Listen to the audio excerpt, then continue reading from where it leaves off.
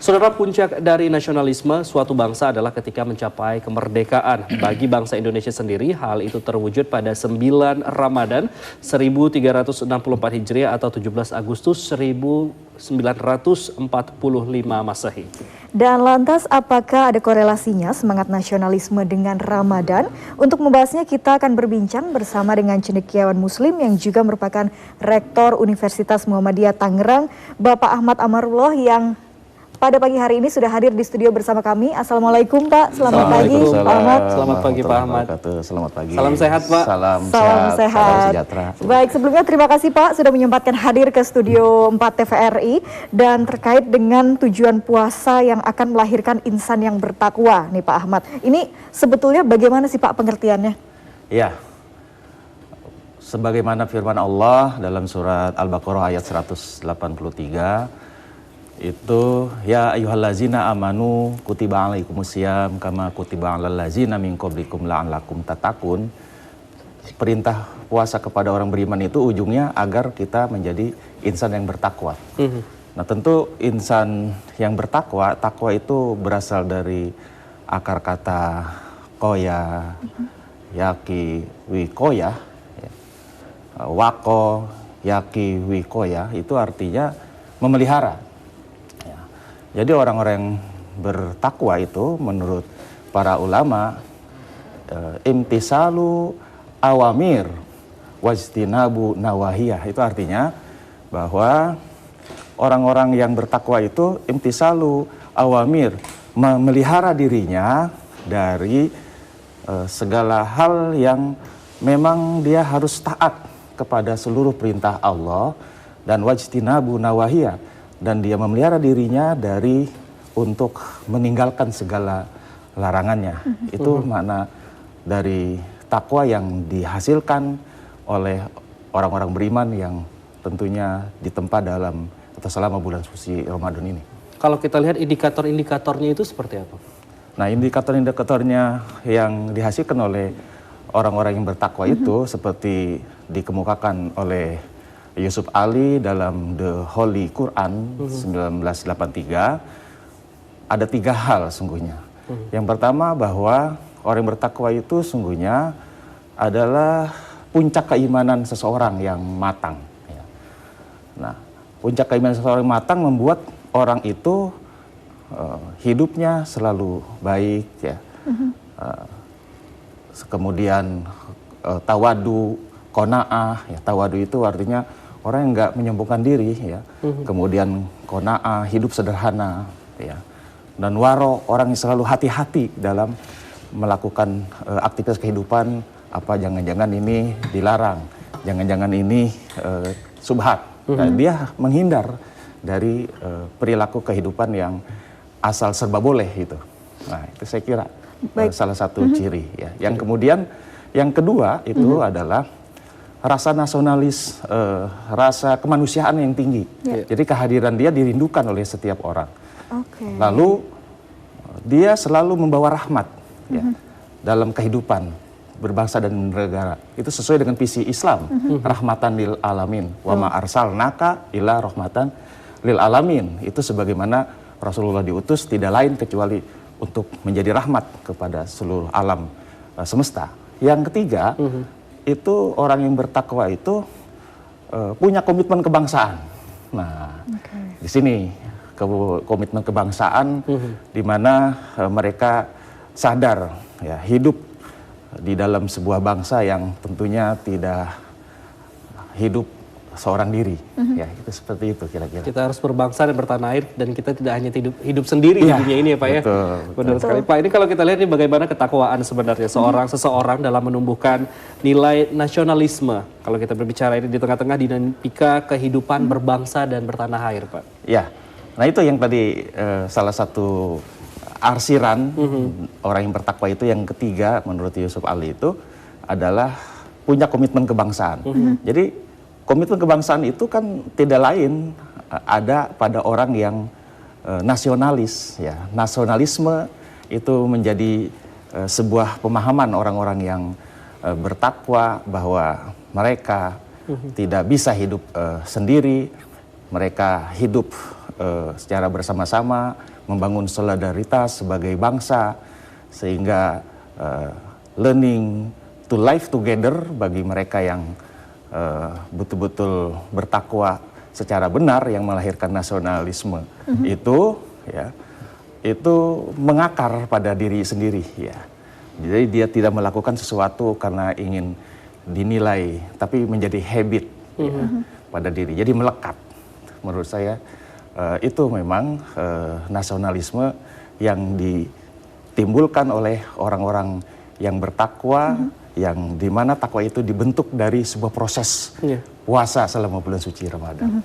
Baik, tapi sekarang menjadi tantangan tersendiri Pak di era globalisasi ini, kemudian juga mungkin rasa-rasa nasionalisme ini seberapa perlu untuk ditumbuhkan lagi kembali begitu? Ya, pasti sangat perlu sekali, karena memang di era globalisasi ya seperti ini betul-betul nilai-nilai baru yang diimpor dari luar masuk ke negara kita, kalau tidak bisa difilter, ini akan memporak-porandakan segala sendi-sendi kehidupan, bahkan adat istiadat.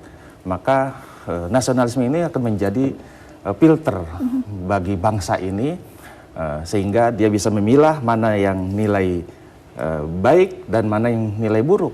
Yang nilai buruk dia buang, yang nilai baik dia akan gunakan untuk memberi percepatan terhadap pembangunan bangsa ini tanpa mencerabut nilai-nilai luhur bangsa. Saya kira seperti itu. Baik, berarti kalau kita lihat ini nasionalisme ini adalah sebagian dari Islam ya Pak ya? Ya. Gitu. Lantas bagaimana kalau seandainya itu jika nasionalisme ini yang ditolak ataupun juga bertentangan dengan Islam Pak ini? Nah, saya pikir bahwa perlu dilihat dari sejarah ya, bahwa kehidupan nasional kan yang tadi saya bilang hidup tidak dalam komunal yang homogen, tetapi yang heterogen, majemuk. Ya. Itu adalah sebuah fakta yang memang harus dihadapi. Ya.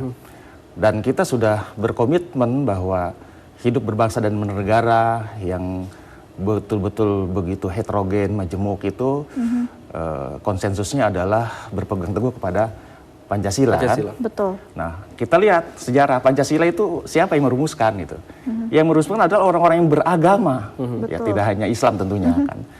Ya, tentu masing-masing agama punya persepsi ya tentang bagaimana dia membangun nasionalisme, sehingga bagi umat Islam ya bahwa Pancasila yang dilandasi oleh ketuhanan yang Maha Esa itu adalah bagian yang menjadi pondasi untuk bagaimana dia bisa berkehidupan dalam kebersamaan itu dalam merawat ketakwaannya gitu.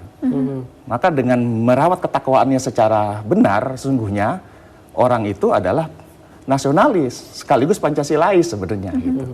Jadi nggak ada dikotomi antara agama, ya, nasionalis, ya, itu adalah koheren, ya, yang kemudian tidak mungkin juga, ya, kita dalam kehidupan dengan Pancasila, sila ketuhanan yang Maha Esa, lalu umatnya tidak beragama, gitu. Cuma persoalannya keagamaan atau keberagamaan seseorang itu ya, memang menjadi PR bagi seluruh tokoh agama, agar mereka bisa mengimplementasikan pemahaman-pemahaman agamanya secara benar, itu persoalannya gitu ya. Kalau benar selesai, nasionalisme itu sejalan gitu.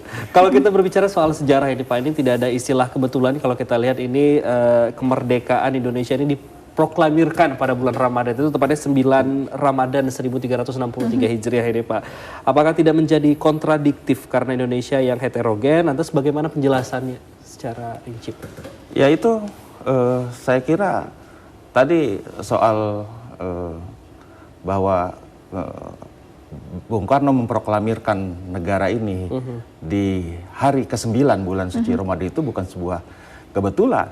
Justru di tengah-tengah bulan suci Ramadan, energi ya bagi orang-orang yang beragama, khususnya yang beragama Islam itu sedang puncak-puncaknya. Ya.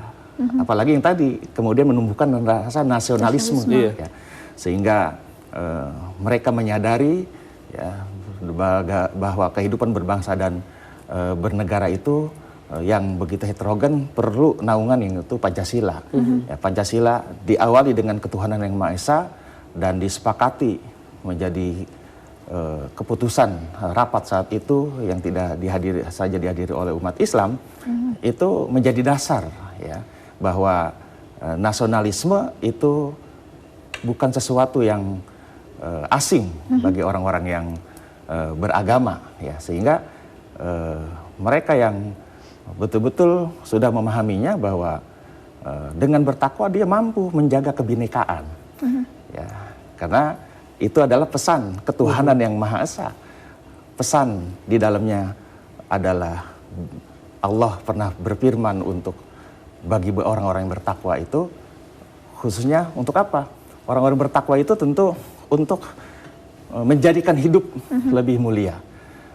Dan Allah tidak akan membeda-bedakan seluruh umat kecuali takwa. Inna akramakum indallahi atqakum. Itu tentu keyakinan bagi kami yang beragama Islam.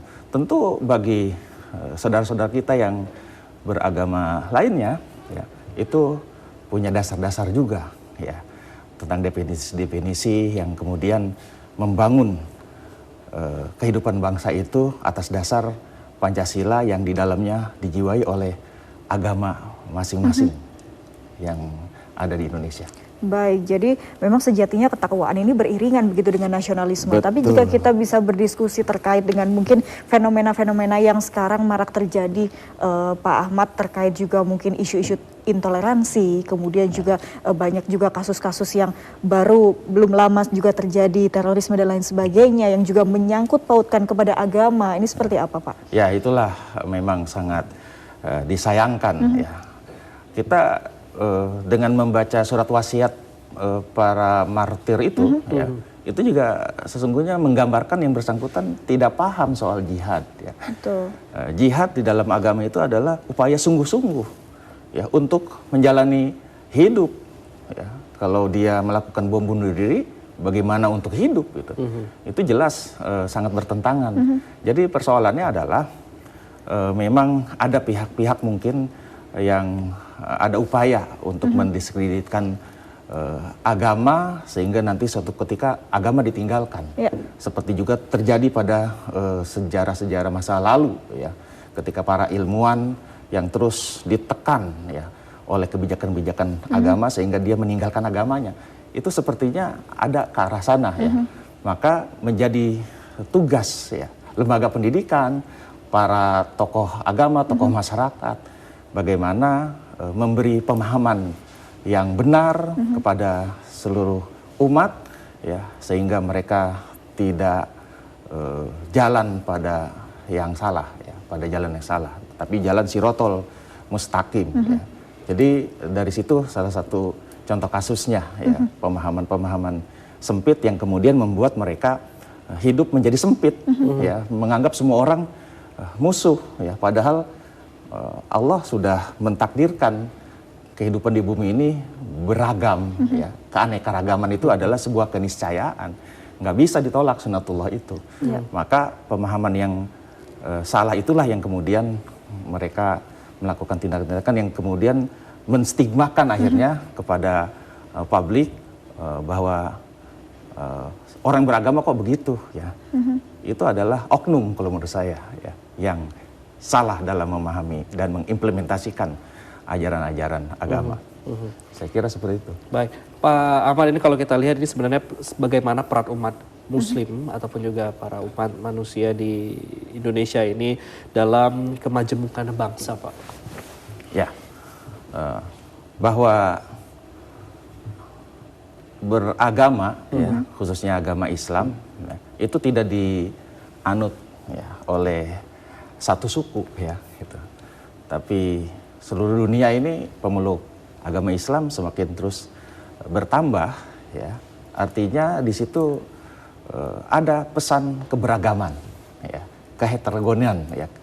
Maka Islam sudah mengakomodir ya mengantisipasi segala kemungkinan-kemungkinan itu. Karena Nabi besar Muhammad SAW juga sudah bersabda, yang tadi saya sudah sebutkan, dia diutus hanya untuk menjadi rahmat bagi semesta alam, ya, itu menjadikan dia tidak hanya menerima keheterogenan, keberagaman dari kehidupan manusia, bahkan dengan alam sekalipun, ya, orang-orang yang beragama secara benar itu justru akan bisa mendorong kehidupan lebih manusiawi. Ya, saya kira gitu. Baik, luar biasa sekali. Terima kasih Dr. Ahmad Amarullah, Rektor Universitas Muhammadiyah Tangerang, juga cendekiawan Muslim telah bergabung bersama kami. Baik, Pak hadir di sini. Terima kasih banyak. Sehat selalu, Pak.